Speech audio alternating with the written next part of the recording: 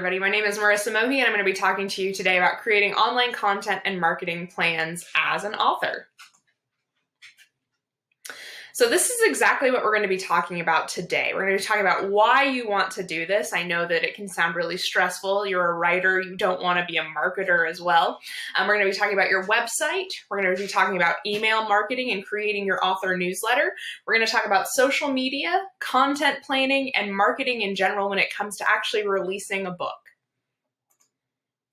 So one question I get quite often is, why bother with all this? You know, if you're a writer, you write. You don't do the marketing. If you're a marketer, you do the marketing, right?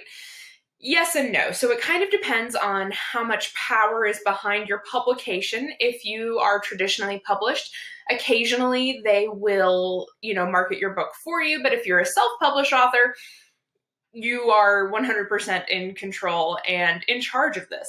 And more and more, unless your name is Stephen King or J.K. Rowling, you're probably in charge of your own marketing still, even if you are traditionally published. So one of the reasons why we want to have this author platform, why we want to plan out our content, is simply because we want to be able to market ourselves. Now, when I say marketing, people get really stressed out, and I totally get it. There's a lot of people out there that are professional marketers that think you need to do everything perfectly. And you know what? If they are a professional marketer, there's a good chance that they have the budget to do everything perfectly. You probably don't, and you don't really need to market yourself the same way that a major company would. You know what your audience wants, so you just need to show up online for them, and that is the best way to market yourself. We do a lot of this so that we can find our audience. You might have written the best book that you could possibly write, but at the end of the day, if nobody's reading it, nobody will know that you've written that book. So creating this online platform, creating content that attracts our ideal readers, that's exactly what we do to find our audience. This can also help you connect with fans. So in addition to having kind of our ideal audience, we also want to have those super fans. Those are the people that pre-order all our books, that show up to events, and are basically, sharing how great our books are with their friends, making sure that they're requesting them from the library and, recommending them for book clubs and stuff like that. So we want to have this online platform so we can connect with those people, maybe put them on our launch teams, or give them opportunities to win prizes and things like that. So this is a better way to create that relationship with superfans. Also, at the end of the day, this is a great way to control your image. So if you're the one in control of your social media, of your website, of your online presence as a whole, nobody gets to use your name as their social media handle. They don't get to use your name as their website URL. So you're 100% in control of the information that is associated with your name as an author. And that's really important, especially if you do have a book out there and somebody starts Googling you. Then they can find information about you that you are in control of, and not something that somebody else has said, which may be correct, may not be correct. So let's start with the website. This is something that stresses a lot of people out, but I want to encourage you to not freak out. And that's simply because websites nowadays are a lot easier to create and control than they used to be. You don't have to know anything about coding. You don't have to be particularly tech savvy. I will say, you do need an internet connection and you do need a computer, but you can do this at the public library if you want. You can do it, a lot of times you can actually do it from like an iPad. You can probably do some of it from an iPhone, but not everything. So that's something to consider. So the reason you want to have this website though is it's your home base online. It's basically your little plot of real estate on the internet so that when somebody searches your name, that's what they're going to find. You want to make it super easy to find, so I recommend using your name. For instance, my website is marisamohi.com. But if you have a name that's a little bit more common and maybe like the domain is already purchased, so for example, if your name is John Smith, you're probably going to struggle to find johnsmith.com. However, you could get something like writerjohnsmith.com or johnsmithauthor.com or johnsmithbooks.com, something like that. So you just want to make it as easy as possible for people to find you. So make sure that you are picking a website name or a website URL that is something that people would search for when they're searching for you. I know that in the past, a lot of people had blog names with like cutesy titles that were super fun, and I love that, but it makes it harder for people to find you if they know you by your name. You also want to make sure your website has links to, like basically everywhere somebody could contact you. So links to all your social media on the front page, a contact form so somebody can send you an email, all of that sort of stuff, because part of this, the reason for this website and part of marketing for yourself is being able to communicate with people. So you want them to be able to find you on social media, and you want them to be able to contact you, maybe for interviews or book fairs or signing events or anything like that. So you want to make sure that you have all your information in one place on that website. And I also recommend that you give people ways to pay you money. So by that I mean, make sure there's links to your books. Like if you can have one page on your website where it lists all of your books, you really should do that for sure. And that way people can click on the book and purchase. Now, they don't have to purchase directly from your website. You could just link them to Amazon or Barnes & Noble or wherever your books are listed, just because it makes it a lot easier if they're purchasing from a different website and you're just linking to it. That way you don't have to handle credit card information or take payments or do any of the shipments, because at the end of the day, you probably don't have time to handle the customer service aspect of that, track orders, all of that sort of stuff. So just give people ways to pay you, and I recommend linking to your books, or if you do paid speaking events, make sure that they can book those services on your website as well. Now I want to talk about email newsletters, because they are super duper important, and I recommend doing this over functionally anything else. You have to have a website and you need to have an email newsletter. Those are the two most important things. I know everybody loves social media, but at the end of the day, social media isn't as important, and I'm going to explain why. So when it comes to email newsletters, you need to use a service like MailChimp. You don't have to specifically use MailChimp. I know that MailChimp can be pretty difficult depending upon your tech savviness or your knowledge of the particular proprietary terms that they use. So you don't have to use MailChimp. Services like TinyLetter make it super easy. MailerLite is, pretty robust for the price. They have a free plan that you can use for up to 1,000 subscribers. So I definitely recommend MailerLite. I know a lot of people love Flowdesk. It's a little bit more expensive, but it's quite pretty. I personally use SendFox, and I like SendFox because it integrates with a couple of softwares I use to help market myself better, but also you can buy it for $49 one-time cost, and that's it. So super affordable. You are welcome to use MailChimp if that's something that sounds great to you. Go for it. I will say that I feel like their pricing structure is not very transparent, and when I was using them, it was getting quite expensive just to maintain the list that I had. So pick a service like MailChimp or MailerLite or TinyLetter or any of those that I've mentioned, or just do a quick Google search for email marketing services. The reason you want to do this rather than keeping a list of email addresses that you send out emails to is because that's technically against the law. So in 2003, Congress signed the CAN-SPAM Act. And basically, if you are sending any sort of marketing communication, you have to give your audience the opportunity to unsubscribe by clicking a button. If they can always respond and say, take me off your list, that's completely fine. But if that's their only option, you're technically going against the law. So just be aware of that. That's why you want to use a service like MailChimp. If you have never created a newsletter before, I recommend doing TinyLetter. It's very straightforward, very easy to use, very clean interface, and I think that it'll be something that you really enjoy. Now, email newsletters are the best way to communicate with your audience, and that's because you're getting directly in their inbox. You can feel like you're, making a direct connection with people when you contact them on social media, but also social media is just kind of drinking from the fire hose of information. So there's so much stuff coming at them. They're checking DMs, there's videos playing, all of that. It's very distracting, but if you can get into somebody's inbox, they're more likely to read what you've sent them. Another thing to consider is that you own your subscribers, not your followers.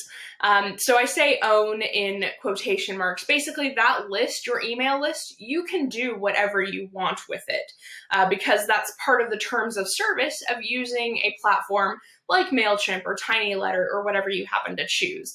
When it comes to followers on social media, like on Facebook or Instagram, you are basically at the mercy of those platforms, and they have lists of terms and conditions miles and miles long that nobody ever reads or fully understands.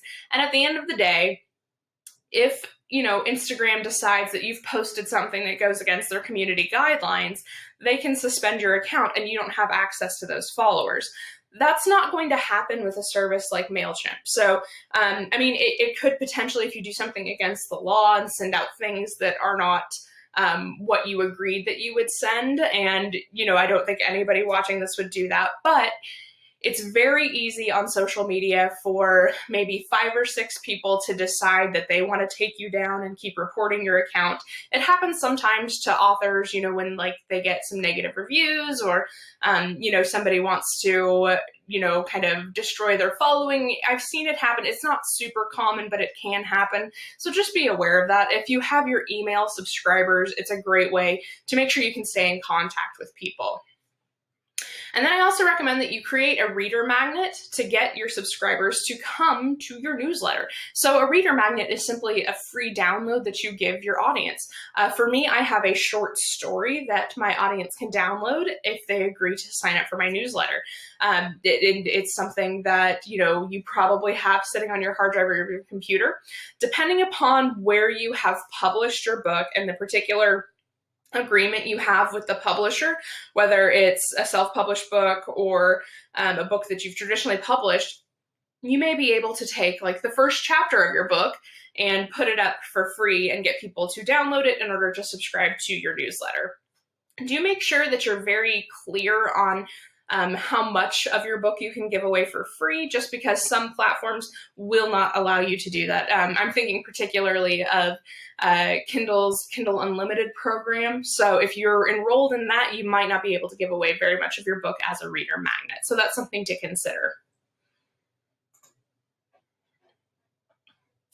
All right, so I do recommend having social media. It's not the be-all and end-all. As I've mentioned, I think your email list is more important, but I do think social media is a good way to advertise your reader magnet or to attract new followers. So I recommend to go where your audience is. There is no one social media platform that makes sense for everyone. So think about the age, the gender, the basically the entire demographic that your writing is for.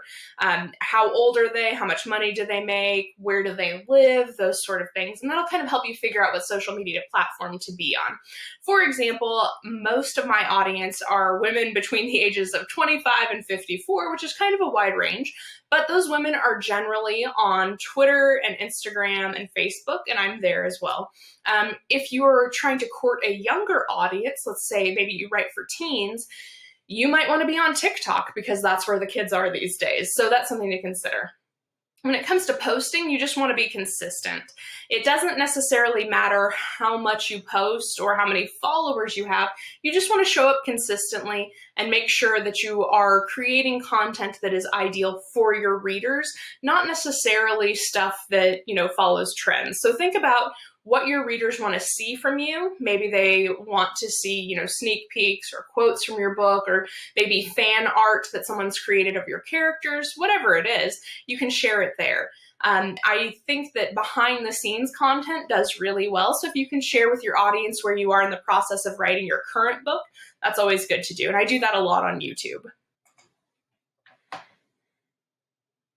Now, when it comes to what you post and when you post it, you're going to need an editorial calendar. So an editorial calendar is made up of a lot of things, and I'm going to go in depth on each of these. But first, you need to figure out your content categories.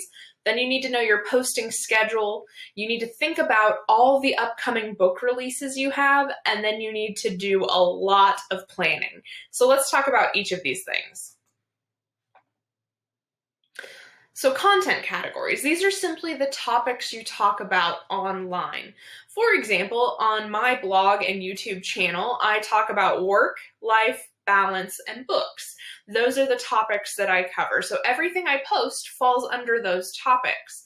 Now, you don't have to specifically choose those topics. Let's say, for instance, that you write cozy mysteries that feature food heavily in the plot lines. Maybe your content category or one of your content categories is recipes that you want to share with your audience because you know that they're fans of food in addition to mysteries. So whatever it is you want to share, think about what sort of topic category that would go under. Everything you post needs to fall under these categories, and the reason for that is simply because you want to have a cohesive online platform that makes sense to your audience. They need to know what to expect from you when it comes to viewing your online content, and the best way to do that is to have well-defined content categories.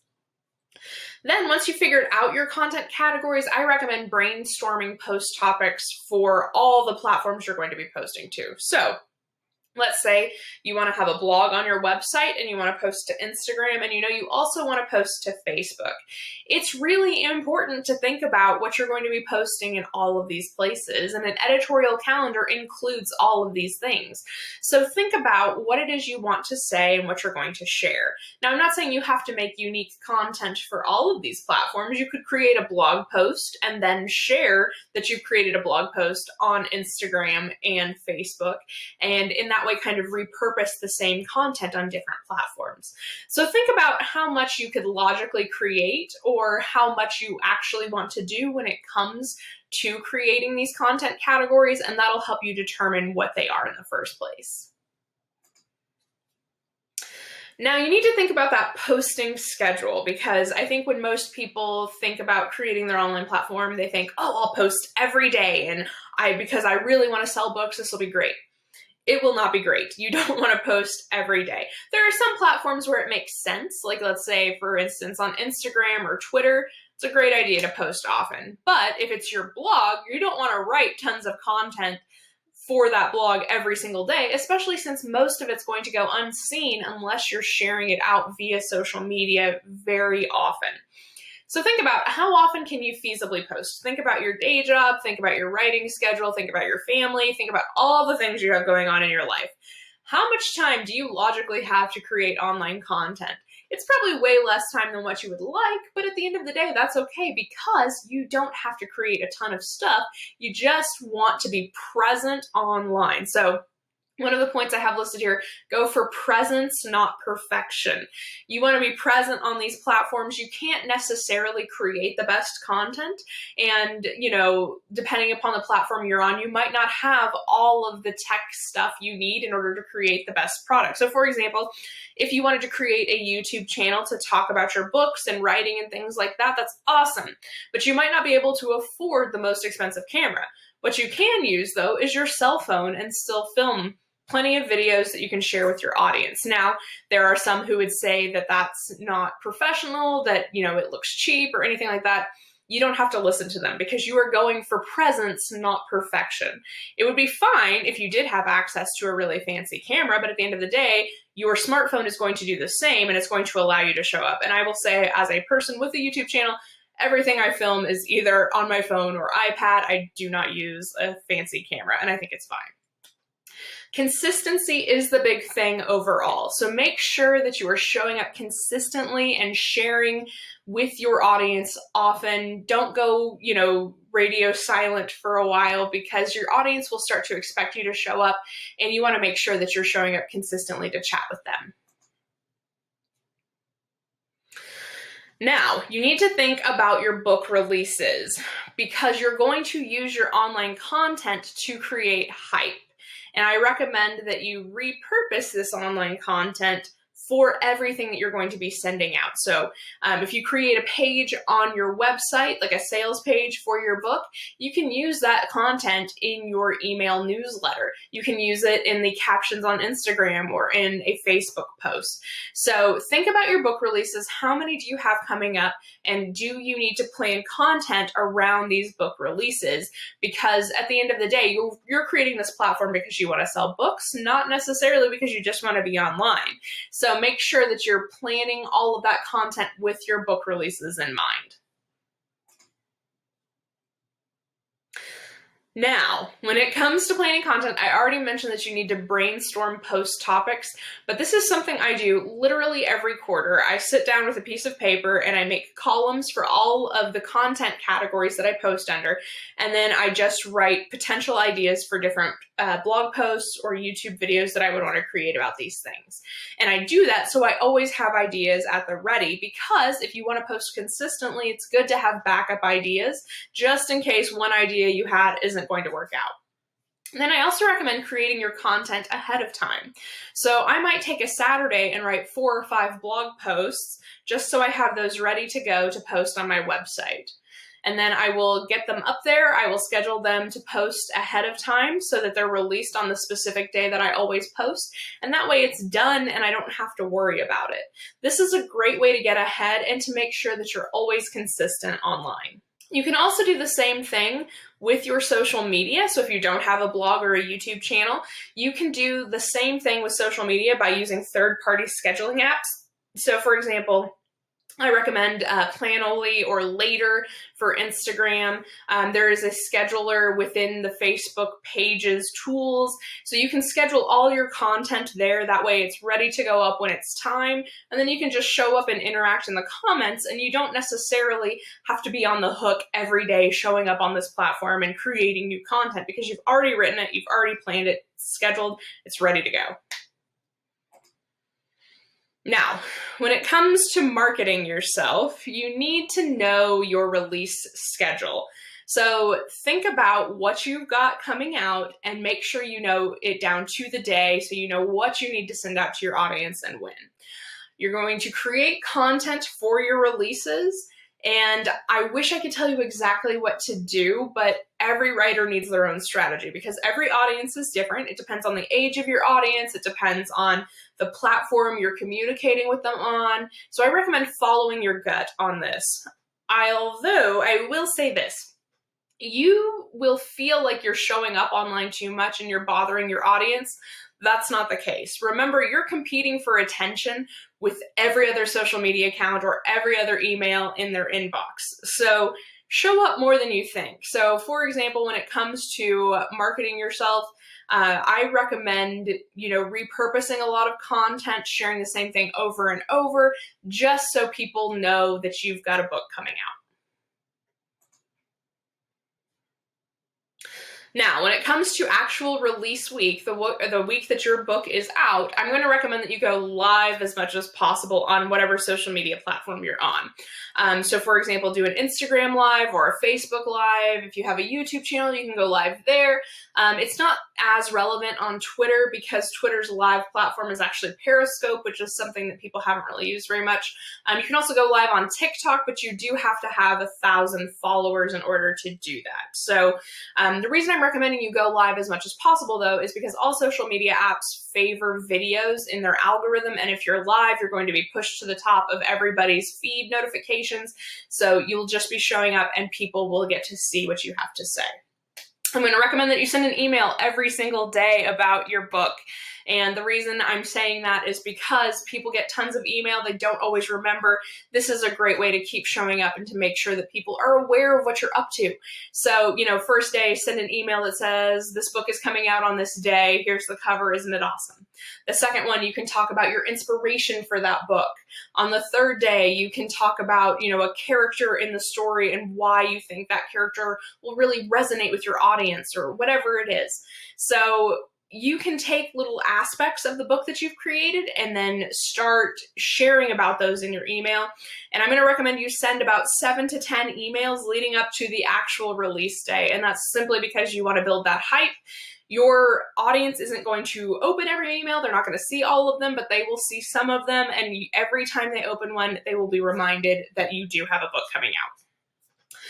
When you post on social media, make sure you're interacting in the comments or the comments of your blog or on your YouTube channel. And then I also recommend that you share reviews and reactions as soon as they start coming in, because that is kind of your social proof. It shows your audience that, hey, people like what I've created. Are you interested in reading more? So it just shows that people are reading your book. You're kind of creating that hype. You're kind of creating that fear of missing out. People want to read what they know other people are reading. And when you're not releasing, you need to keep showing up still. So remind your audience that you exist as much as possible. Keep sharing old books you've published, even if it's just scheduling a social media post to go up, like anniversary of publication of this book, or maybe there's an event that happens in your book around a holiday and you want to share about that around that particular holiday. Just keep sharing it, because the more you share it, the more sales you will have.